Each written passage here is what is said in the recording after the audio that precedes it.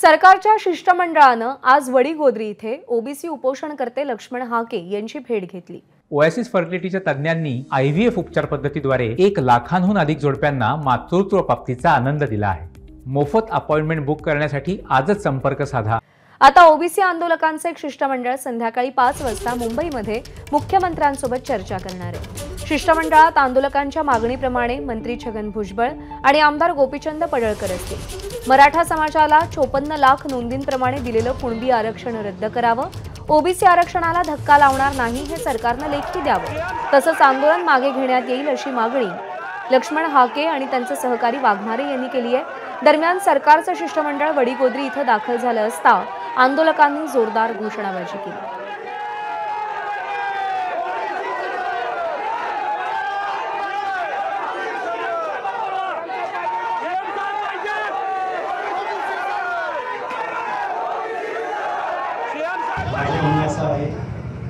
की शासन म्हणजे ओबीसी रिझर्वेशनला धक्का लागणार नाही आणि आंदोलनकर्ते म्हणतात की ऑलरेडी आम्ही ओबीसी मध्ये घुसलेलो आहोत आणि सगळे स्वैराच्या अध्यादेशाद्वारे आम्ही पूर्ण घुसणार आहोत।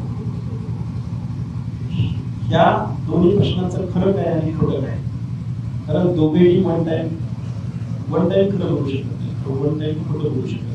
कोणतरी एक जण खोटं बोलतोय किंवा कोणतरी एक जण खरं बोलतोय। वरिष्ठ नेते मी नेते मानतो या लोकांना की ज्यांनी या बाबतीमध्ये ठाम भूमिका घेतली। भुजबळ साहेब असतील, पडळकर साहेब असतील,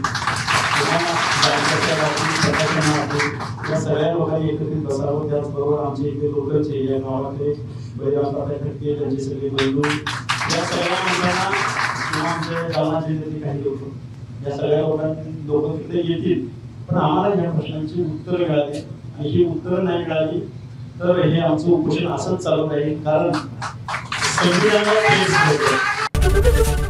एबीपी माझा, उघडा डोळे बघा नीट।